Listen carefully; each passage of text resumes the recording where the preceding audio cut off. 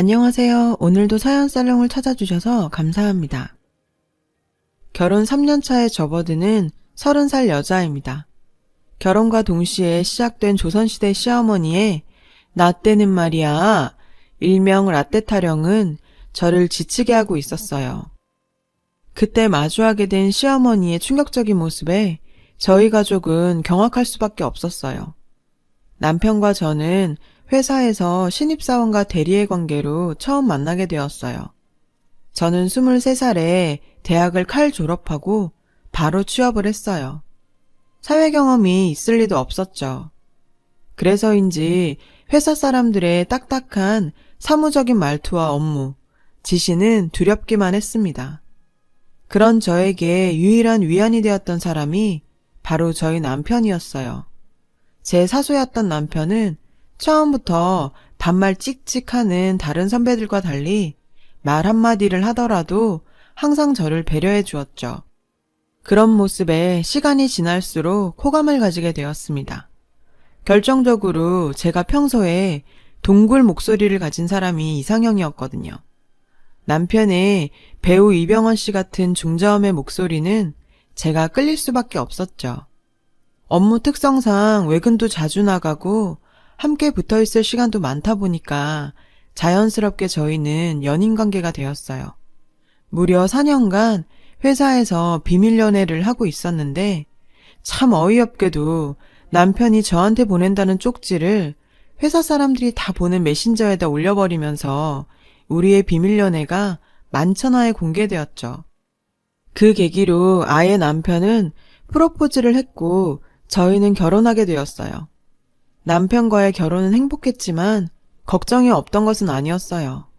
굳이 3년간은 시댁살이를 해야 제대로 배울 수 있다는 시어머니의 말에 집을 마련해 주실 수가 없어서 그런 소리를 하시나 보다 생각한 친정아빠가 제 이름으로 작은 아파트 하나를 마련해 주셨거든요. 그럼에도 불구하고 고집불통 막무가내 시어머니의 고집에 결혼과 동시에 시댁으로 들어갈 수밖에 없었어요. 처음엔 그래 3년이니까 3년간만 잘 지내면 된다는 생각에 시집살이를 시작했습니다. 오랜 시간이 걸리지 않아서 그런 제 생각이 틀렸다는 걸 알게 되었죠. 그렇게 모시게 된 시어머니께서는 정말 꼰대 이런 상꼰대가 따로 없었어요. 신혼여행을 마치고 시댁에 들어온 첫날 시어머니께서는 제게 말씀하셨는데요. 애기야, 자고로 여자는 남편이 잘 되게 뒷바라지 해주는 게 여자의 본분이다. 나 봐라, 평생 네 시아버지 뒷바라지 하니까 이렇게 큰 집에 편하게 살지 않니? 너도 이제 결혼했으니 회사 그만두고 집에서 임신 준비하고 동수 뒷바라지 하면서 지내도록 해라.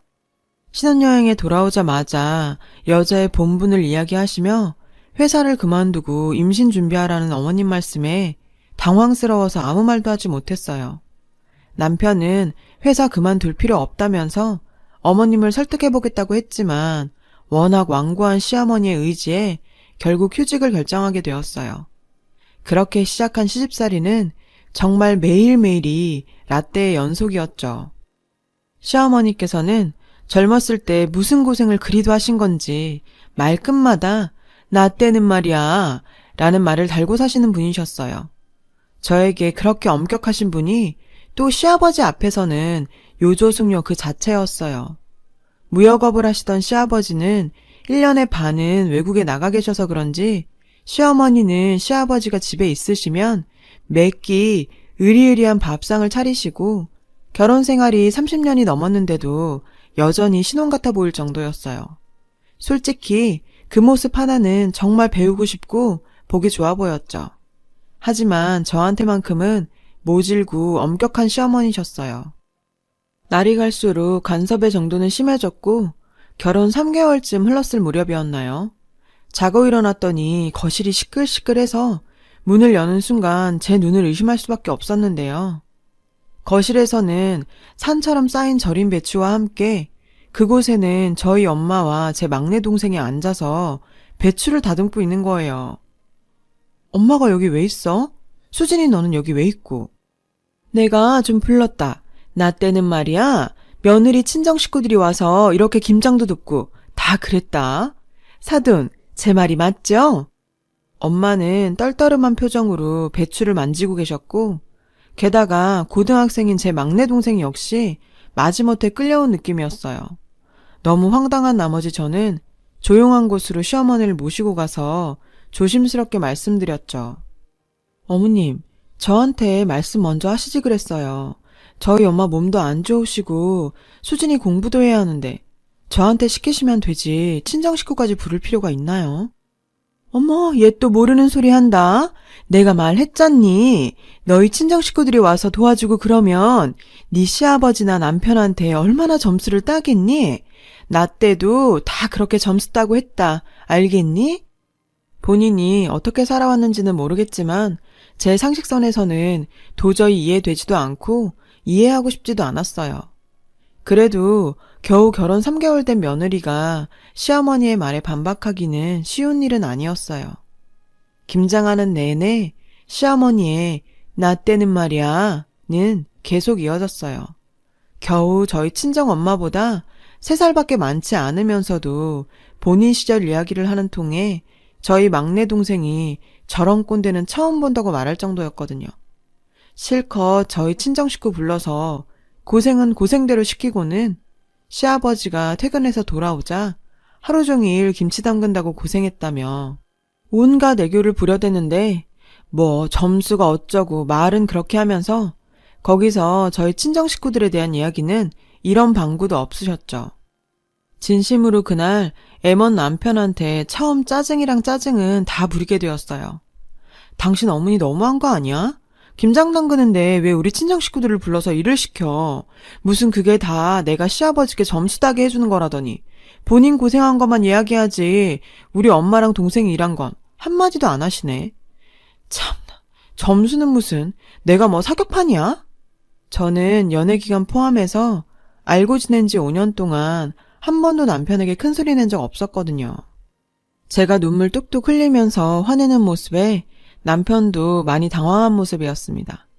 본인도 어머님의 그런 모습은 잘 알고 있었지만 이 정도인 줄 몰랐다면서 조용히 이야기해보겠다며 저를 달랬죠. 하지만 이게 또 문제의 시발점이 될 거라고는 생각도 못하고 있었어요. 저도 불만을 잘 숨길 수 있는 사람이 아니다 보니 김장 사건 이후 표시가 났는지 어머니께서 화난 얼굴로 저를 부르셨어요. 너 잠깐 와봐라. 시애미 앞에서 네 표정이 그게 뭐니? 나 때는 상상도 못할 일이다. 그리고 너 어디서 시애미랑 했었던 일을 남편한테 쭈르르 가서 일러바치니? 누가 보면 내가 너 괴롭히는 사람으로 보이겠다. 어? 저도 한 번쯤은 말하고 지나가야겠다 싶어서 아무래도 친정 식구들까지 불러서 김장 담그게 한 거 너무한 거 아니냐며 한마디 했습니다. 어머님께서는 정말 불같이 화를 내셨는데요. 고작 그깟 일 가지고 시어머니 나한테 그렇게 삘대를 세우고 파락파락 달려드는 거야? 네 남편은 네가 그런 거 알아? 자고로 여자는 집안에 분란 안 일으키고 조신하게 남편 뒷바라지하면 되는 것을 너는 이 집에 들어온 지 얼마나 됐다고 이렇게 분란을 일으키고 있어? 매번 여자로서는 어째해야 한다느니 남편의 성공을 바라는 게 여자의 자세라느니 조선시대적 사고에 머물러 있는 시어머님은 심지어 정치 성향에까지 관여하셨는데요. 너 이번 선거 투표 무조건 내가 추천하는 후보 찍어라. 네 나이 때는 어른들이 추천해주는 사람 찍으면 된다. 알겠니? 너무 황당한 제안에 처음에는 무슨 소린가 했어요. 시어머니는 자신이 원하는 후보를 찍으라며 투표하고 나서 꼭 사진 남겨서 본인한테 검사받으라고 하셨죠. 투표지 사진 찍는 건 선거법 위반이라며 그렇게 말씀드려도 막무가내였고요. 저도 시어머니의 꼰대스런 행동에 지쳐갖고 그저 한 귀로 듣고 한 귀로 흘리면서 빨리 분가하는 날만 기다리던 중 우연히 시어머니의 비밀스런 통화를 듣게 되었어요. 제가 나간 줄 아셨는지 어머님은 거실에서 스피커폰으로 전화를 하고 계셨어요. 하하, 우리 또 언제 봐요? 저번에 바다 여행 좋았는데 또 한 번 가요. 그이 내일 일본 출장 가니까 내일 볼까요? 휴대폰 스피커에서는 남자 목소리가 흘러나왔고 어머님의 행동은 마치 시아버지를 대할 때처럼 살가운 모습이었죠. 제가 방문을 열고 나가자 어머님은 순간 제 인기척을 느꼈는지 허둥지둥 전화를 끊으셨죠. 무척이나 당황한 모습이셨는데요. 사실 그때까지만 해도 정확히 무슨 대화인지 알지도 못했어요. 이 일이 시댁을 발칵 뒤집어 놓을 일이 될 거라고는 생각도 못했었죠. 그렇게 시간이 흘러 휴직한 지 1년이 되면서 저도 슬슬 복직 준비에 나섰습니다. 시어머니와의 갈등은 점점 고조되었어요. 결혼 1년이 지나도록 아직 애기 소식도 없는데 복직? 내 말이 말 같지 않니? 정말 나 때라면 상상도 못할 일이다 정말. 두 말 말고 퇴사해. 그리고 내가 여러 번 참다가 이야기하는데 너는 네 서방한테 반말 툭툭 하는 게 무슨 버릇이니? 어디 하늘 같은 남편한테. 시어머니는 제가 남편에게 반말하는 것까지 거슬렸는지 간섭을 했어요. 또 남편을 하늘처럼 모셔야 한다느니. 조선시대에서나 먹힐 만한 말만 하시는 시어머니 때문에 정말 스트레스 받아서 머리에 원형 탈모까지 생기게 되었어요. 그리고 얼마 후 현모양처를 자처하던 시어머니의 충격적인 만행을 확인했죠. 정말 경악하지 않을 수가 없었습니다. 모 트로트 프로그램을 시청하던 중에 순간 관객석에서 시어머니를 본 것 같은 기분이 들어서 다시 돌려봤더니 의심의 여지 없는 시어머니셨고 환하게 웃고 있는 시어머님과 손을 꼭 잡고 공연을 보고 있는 남자를 보는 순간 저는 몇 달 전 어머님과 통화하던 그 남자라는 걸 한눈에 알아볼 수 있었어요. 평소 저에게 여자는 항상 몸가짐을 조심하고 남편만 바라보고 살아야 한다며 저를 훈계하던 인간이 그런 사람의 바람피는 모습을 보니 정말 기가 차고 역겨움에 참을 수가 없었어요. 참 살다 보니 별일이 다 있다 싶었죠. 시어머니의 불륜 사실을 알게 되고 나니 뭔가 참 난감하더라고요.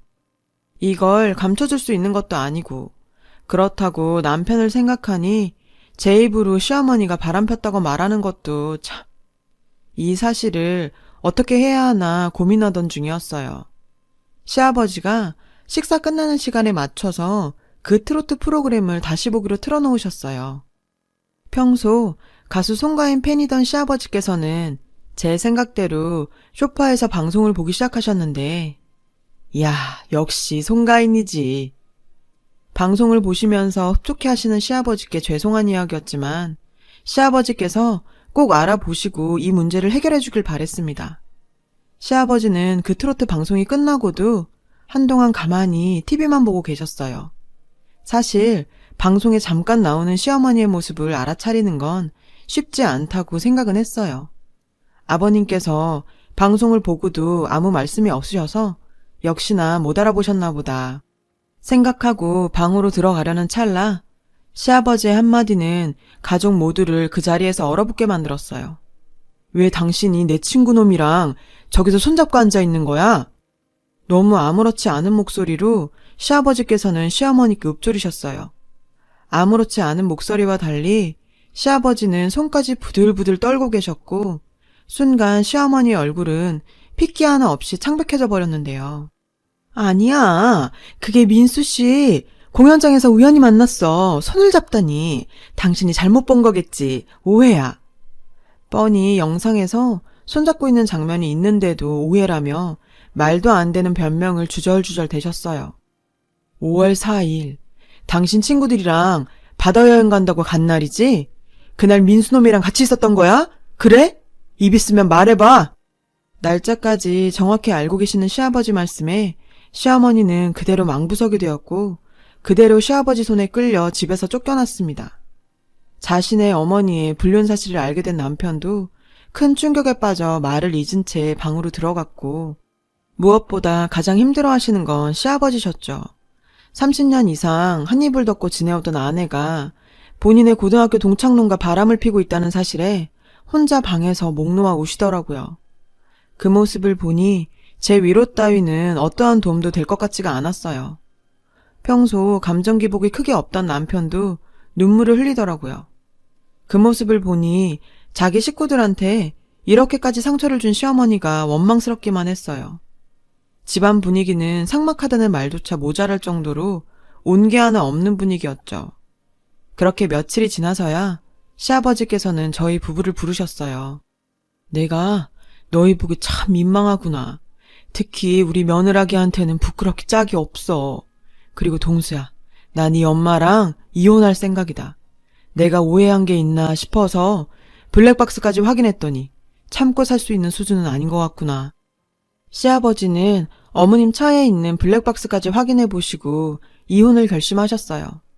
남편도 자신의 어머니에게 실망이 컸는지 별 말하지 않고 아버님의 손을 꼭 잡아드리더라고요.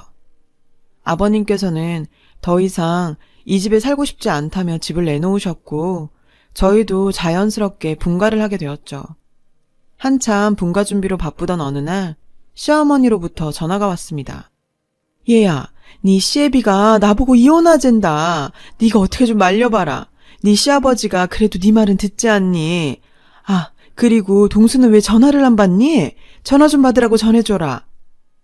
바람피다가 이혼당하는 사람이 무슨 염치로 저한테 연락해서 이혼을 막아달라 말하라 하는지 제가 만만해서 이러나 싶은 생각에 순간 열이 확 받더라고요. 제가 만만해서 이렇게 전화하셨어요?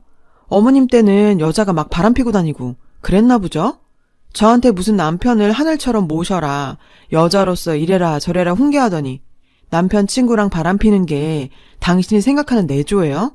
맨날 그놈의 나 때는 당신처럼 인생 살았다가는 여자도 남자도 인생 끝이야. 자기 자신도 다스리기 부족한 주제에 어디서 남을 가르치려 들어? 너나 잘하세요 제발. 얘가 진짜 너 무슨 말버릇이니? 당신? 나 네 시애미야. 네가 나한테 이러는 거 알면 네 시애비랑 동수가 가만히 있을 것 같아? 아직도 정신 못 차리셨네. 내가 아직 당신 며느리라고 생각해요? 시아버지랑 동수씨가 가만 안 있는다고요? 동수씨가 왜 당신 전화를 안 받는데? 당신 엄마로 생각 안 한대. 그리고 아버님이 당신 상종도 하지 말래요. 아, 그리고 아버님이 혹시라도 전화 오면 전해주라던데. 합의 이혼은 없으니 위자료 준비하시래요. 전화기 너머로 그 여자의 부들부들대는 모습이 느껴질 정도였고 전화를 끊자마자 번호를 차단해버렸네요. 그 여자와 바람났던 시아버지의 친구 역시 친구들 사이에서 제명당하고 이혼까지 당하면서 한순간에 인생 나락으로 빠졌다는 소식 전해 들었어요. 정말 죄 짓고 살면 안 되겠다는 생각이 들더군요. 시아버지께서는 큰일 겪고 나서 회사도 정리하시고 바쁘셔서 그동안 못했던 낚시 다니시고 운동하시면서 시간 보내고 계세요. 상처가 워낙 깊으셔서 회복하는데 시간이 걸릴 것 같지만 차원보다는 훨씬 좋아지셨어요. 특히 이번에 저희 부부가 첫 아이를 가지게 되면서 손주 볼 날만 기다리고 있으시죠. 예쁜 손주가 아버님께 조금이나마 위안을 드렸으면 합니다. 다른 사람들과 함께 살아가는 세상, 다른 사람을 가르치려 하기보다는 자신을 한 번 더 돌이켜보면서 살아야겠다는 생각을 하게 됩니다. 긴 이야기 들어주셔서 감사합니다. 좋은 하루 되세요. 여러분, 사연 댓글에 응원과 현명한 조언 부탁드려요. 좋아요와 구독은 저에게 큰 힘이 됩니다. 오늘도 좋은 일 가득하세요.